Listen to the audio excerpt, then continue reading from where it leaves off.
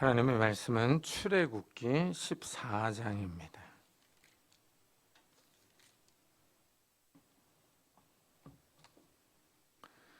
출애굽기 14장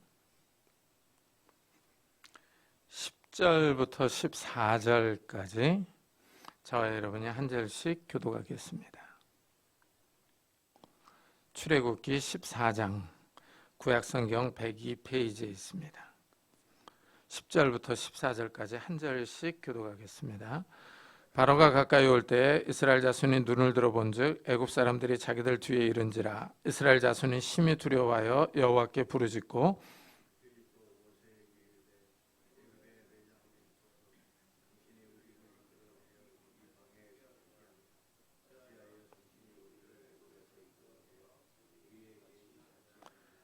우리가 애굽에서 당신에게 이른 말이 이것이 아니냐 이르기를 우리를 내버려 두라. 우리가 애굽 사람을 섬길 것이라 하지 아니하더냐. 애굽 사람을 섬기는 것이 광야에서 죽는 것보다 낫겠노라.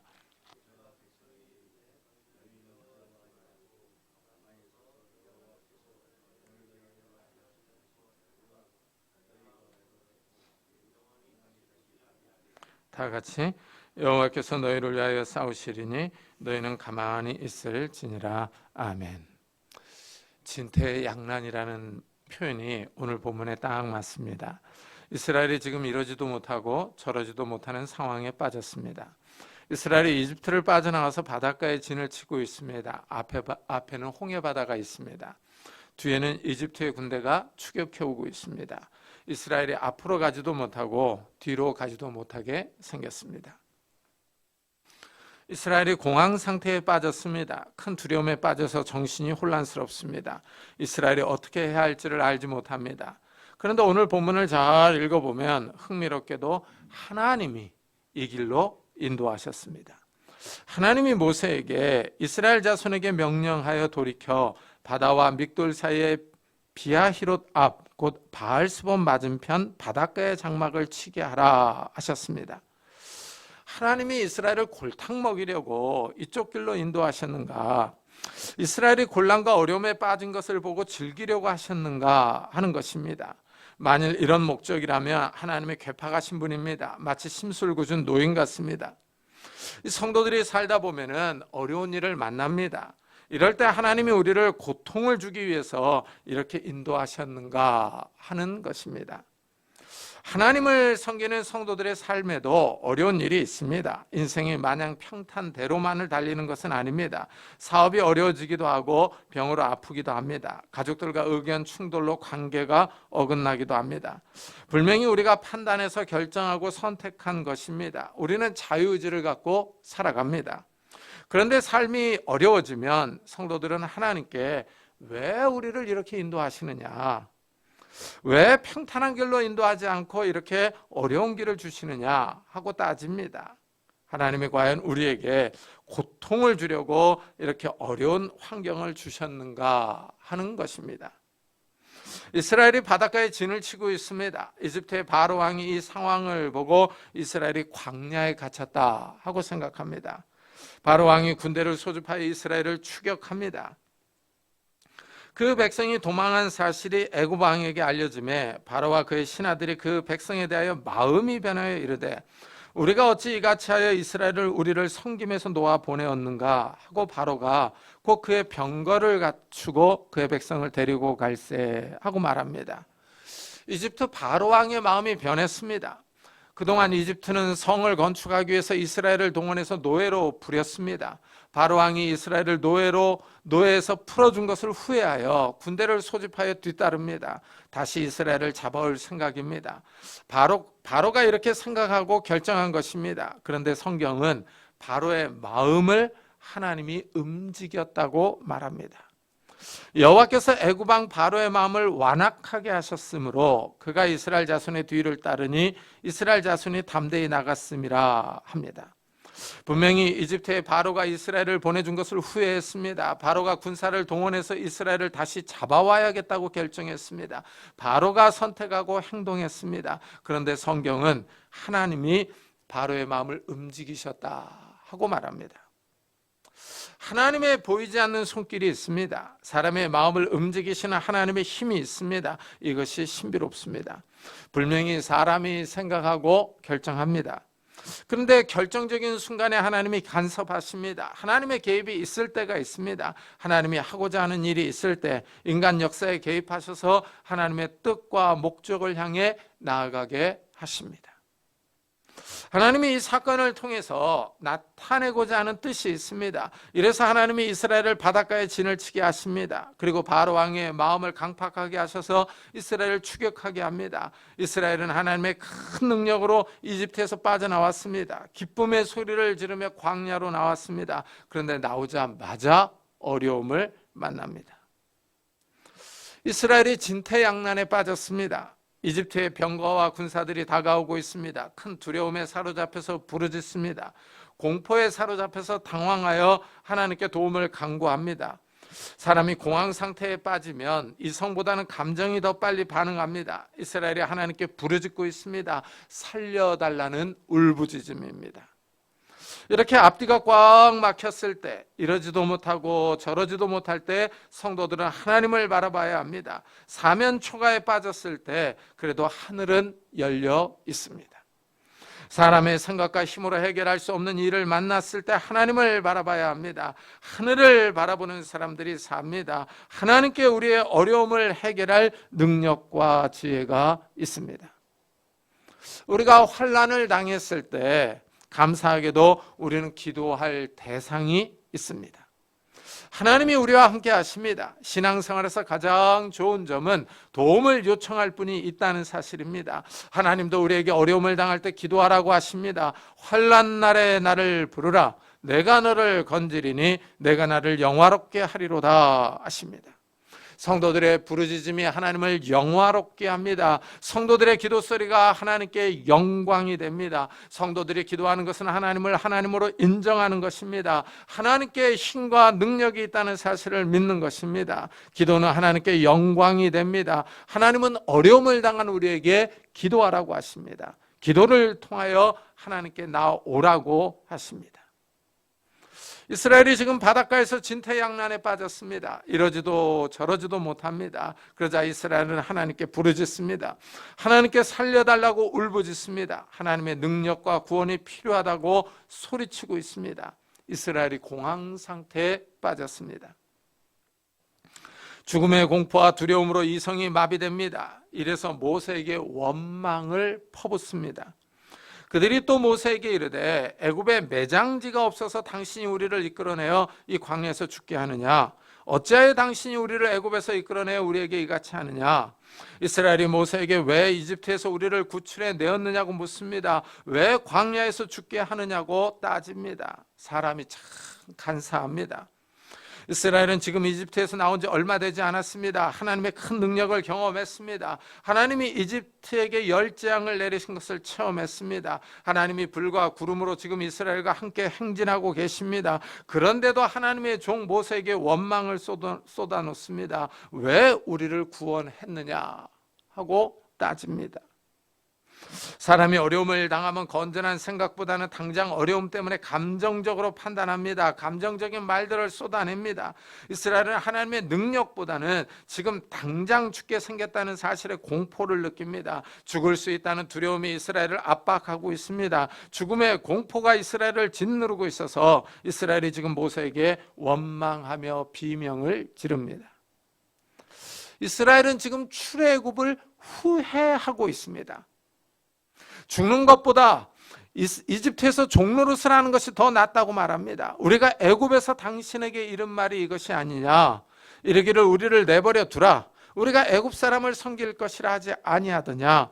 애굽 사람을 섬기는 것이 광야에서 죽는 것보다 낫겠노라. 이스라엘이 지금 죽음과 노예 생활을 비교합니다. 죽음보다는 자유가 없는 노예 생활이 더 낫다고 말합니다. 이스라엘은 광야에서 죽는 것보다 중노동을 하지만 새끼밥을 먹고 안정적으로 사는 것이 더 좋았다고 말합니다. 이스라엘은 하나님을 섬기는 것보다 애굽을 섬기는 것을 더 원했다고 말합니다. 이스라엘은 지금 구원을 후회하고 있습니다. 우리도 신앙 때문에 어려움을 당할 때가 있습니다. 예수를 믿고 나면 이상한 일이 생기기도 합니다.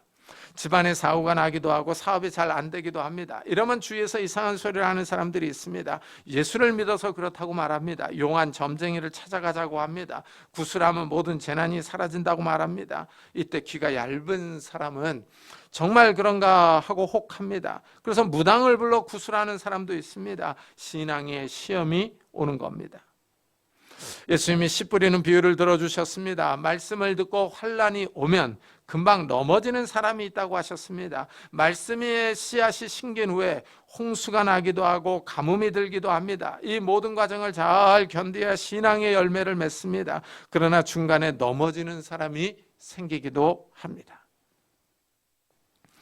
이스라엘이 이집트를 빠져나올 때 기쁨과 즐거움으로 나왔습니다. 그러다 새로운 어려움을 만납니다. 홍해 바다 앞에 있는데 뒤에는 이집트의 군대가 추격해 옵니다. 진퇴양난에 빠졌습니다. 인생을 살아가다 보면 이렇게 새로운 어려움을 만납니다. 이때 과거를 잘 기억해야 합니다.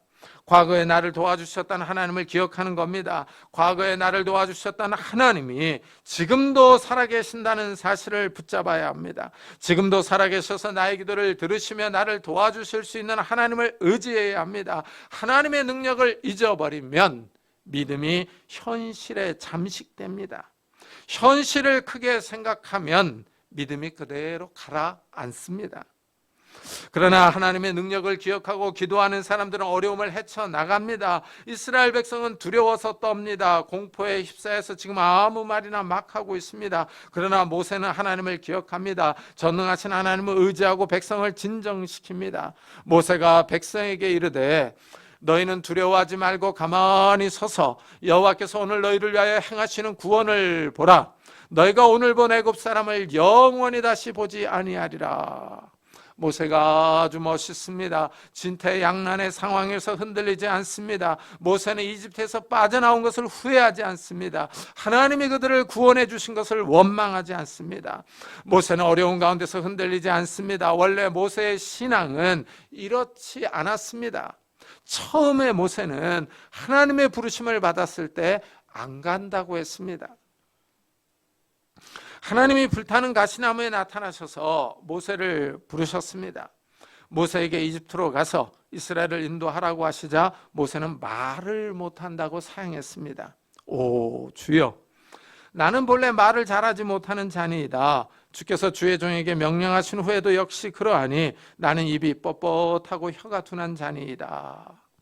모세는 이집트의 군사력을 잘 알고 있습니다. 강한 군대와 함께 가는 것이 아니라 하나님이 모세 혼자 가라고 합니다.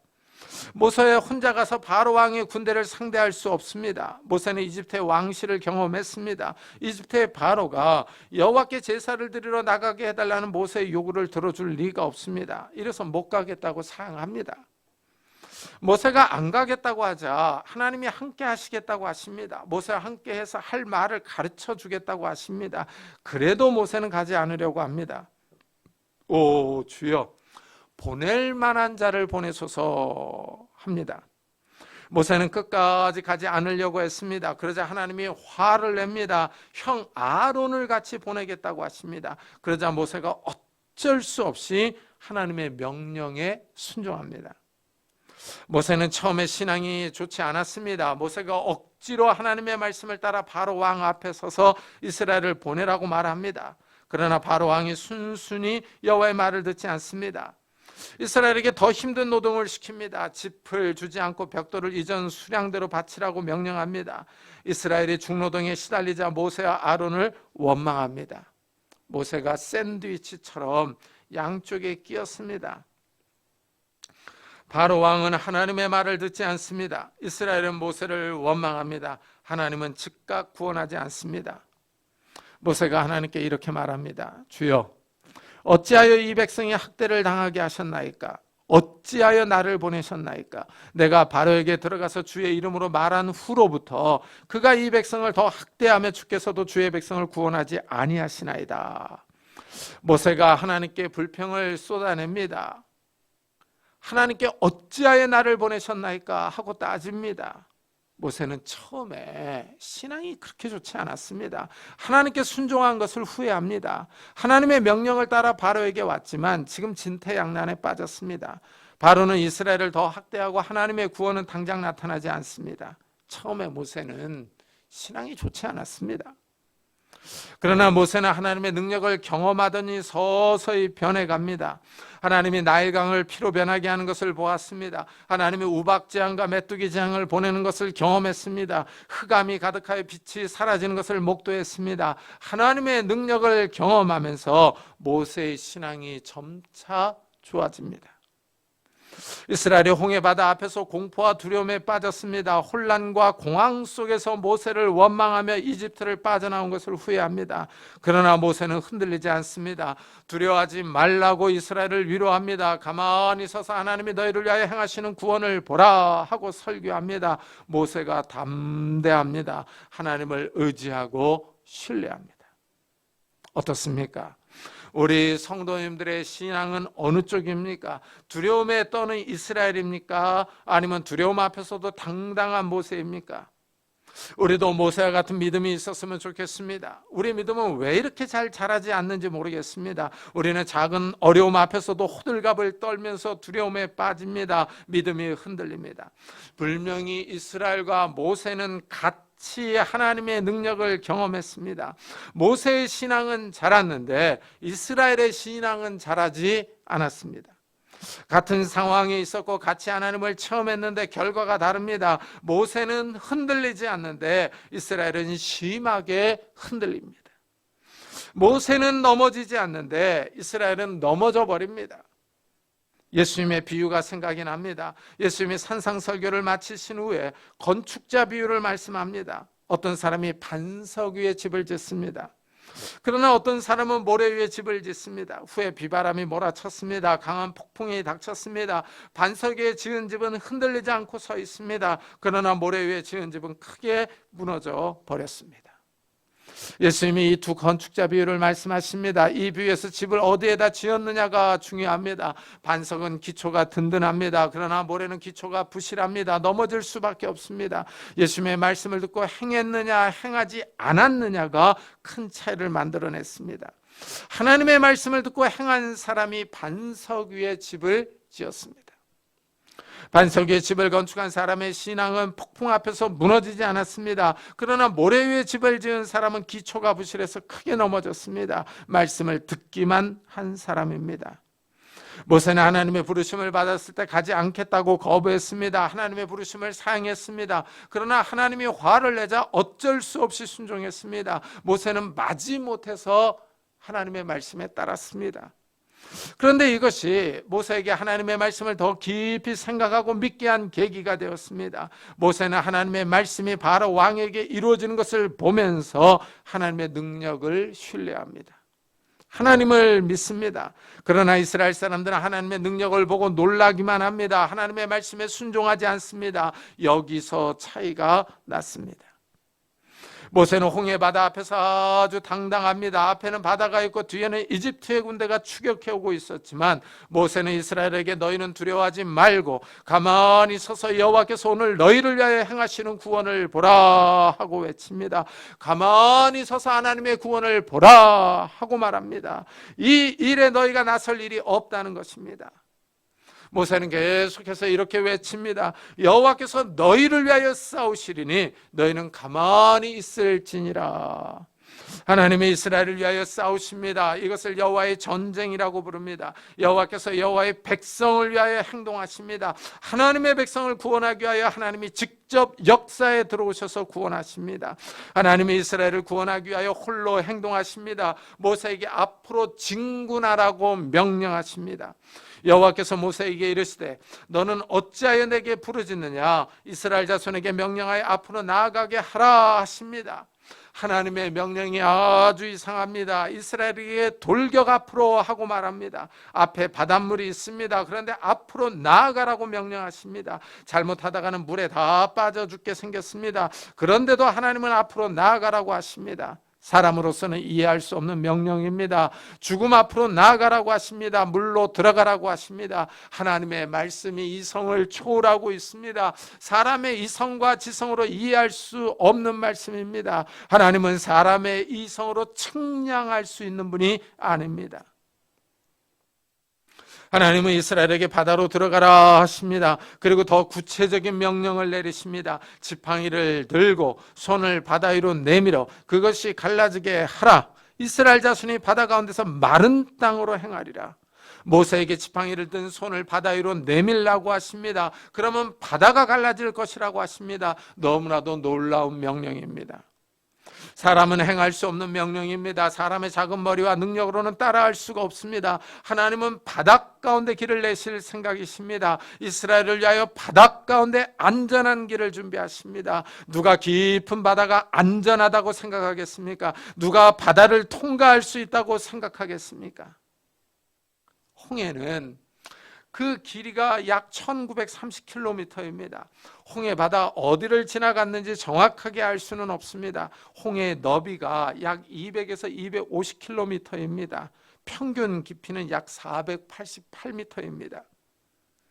가장 얕은 곳이 약 183m이며 가장 깊은 곳은 약 2347m입니다. 그런데 하나님이 이 큰 바다를 갈라서 길을 내십니다.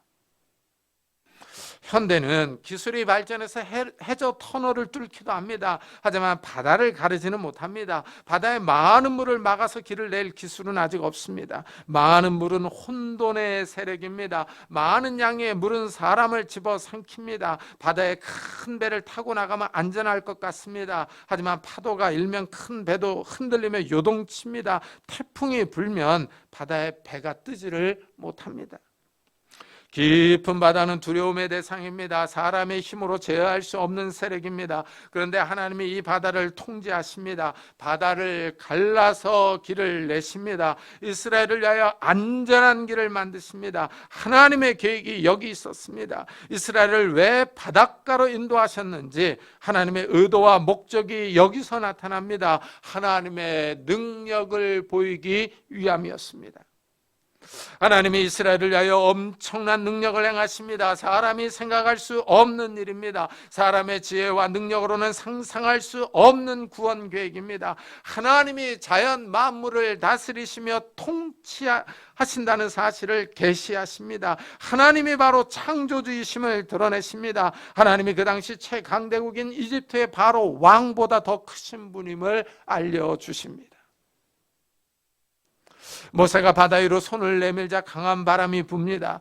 바람이 바닷물을 물러가게 합니다. 바다에서 마른 땅이 드러났습니다.